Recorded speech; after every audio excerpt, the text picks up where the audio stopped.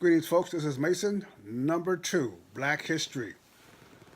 You know, the history of mankind is pretty unique, and it has a pretty unique history of the behavior of men against men. Men are violent, men are vicious, men will take advantage of you. Not black men on white men, not white men on Indians. Folks, we're some pretty aggressive dudes. So you have in Africa pretty good weather. No snowstorms are coming. The crops are going to come in anyway. No need to develop hunting skills based on other developments. We did not need to have weapons. So we hadn't developed that. Any civilization who doesn't develop writing skills are going to be handicapped. In Africa, very few writing skills were developed. Any any any culture that did not develop and master the will will weaken. So when the Europeans developed language, they were able to pass on knowledge to their children very accurately about their experiences, and their children were able to build on that experience and move forth in society. Our children depended on word of mouth and storytelling. Our children depended on elders giving speeches. So we did not develop the writing skills enough to pass on information. That's why it's so important for black men to take their sons for walks and talk to them about what's going on and leave a message. I'm leaving a video message now for my great grandkids. They would know what great grandpa Mason thought about certain things. So because of that, our knowledge base was limited. The Europeans' knowledge base increased. Also, they were able to trade with each other. We tend to have warfare with each other. We conquered each other. And thirdly, the Europeans. Well, because they were white, the success as a culture was not because they were white, because they had a understanding and commitment and relationship with God Almighty. We did not.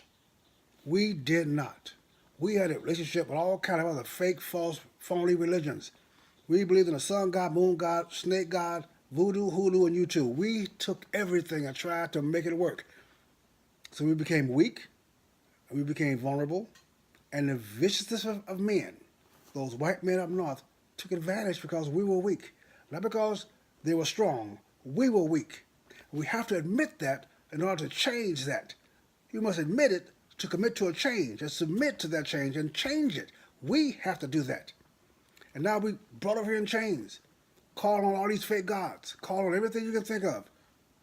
After having kingdoms and dominions and power, Africa had very strong, powerful civilizations. And something happened. We stopped dealing with God the right way, and we stopped dealing with each other the right way.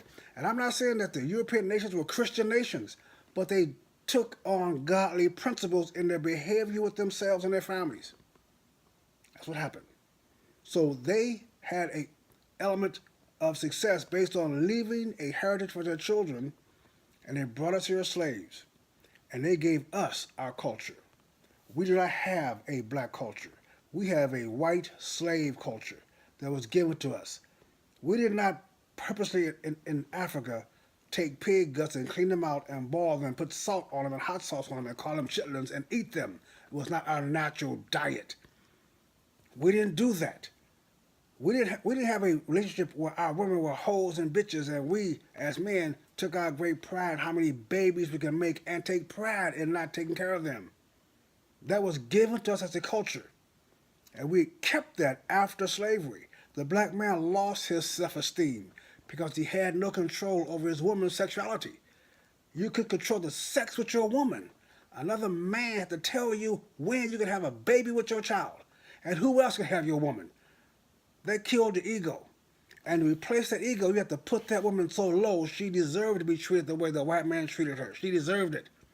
And your children did not need your help. That's why you see black folks today saying, "Come here, boy," I quit acting smart to their children. That's not our culture. It's not who we are. But that's what we've accepted by ourselves. So when we get back, we're going to talk about number 3, how we got here, and then what we got to do for it. Stay right or be left. This is Mason, number 3, coming up. God bless you.